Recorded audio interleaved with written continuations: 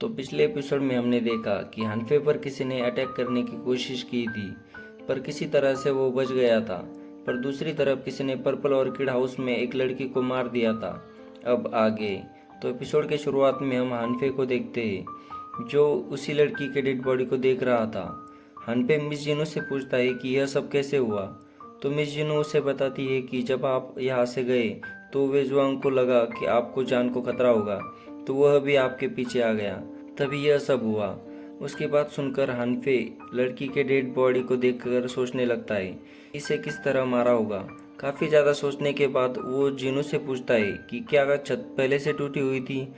पर तभी वह वेजुआंग आता है और हनफे को बताता है कि वह पहले से टूटी हुई नहीं थी।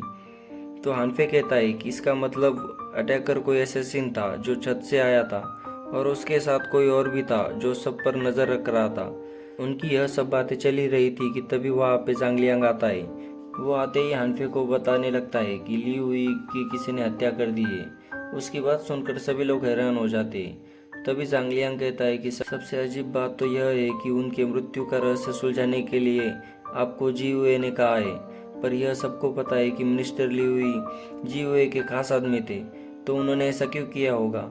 इसके पीछे ज़रूरी उनका कोई प्लान होगा, वो आपको फंसाना चाहते होंगे। पर उसकी बात सुनकर हानफे मुस्कुराने लगता है। इसी के साथ हमारा सीन शिफ्ट होता है और हम देखते हैं कि हानफे लिu हुई के घर इन्वेस्टिगेशन करने के लिए आया होता है।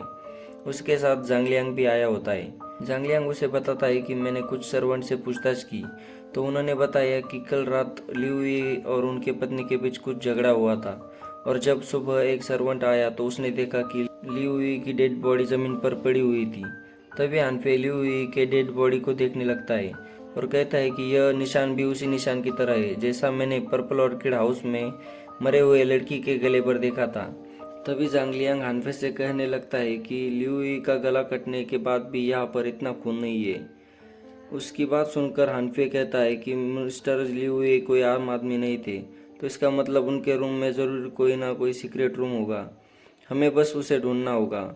तो वो दोनों भी वहाँ सीक्रेट डोर ढूंढने लगते हैं। तभी जांगलियांग को वह सीक्रेट रूम मिल जाता है, तो वो दोनों उस रूम में अंदर आ जाते हैं। तो उन्हें वहाँ पे खून पड़ा हुआ मिलता है।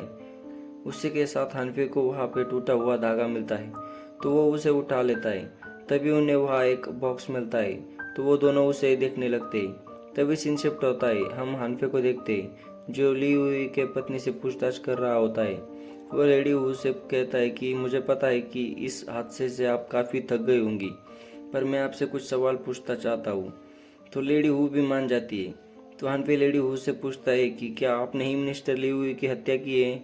और इसी सवाल के साथ हमारा इस एपिसोड यहीं पे ख़त्म होता है।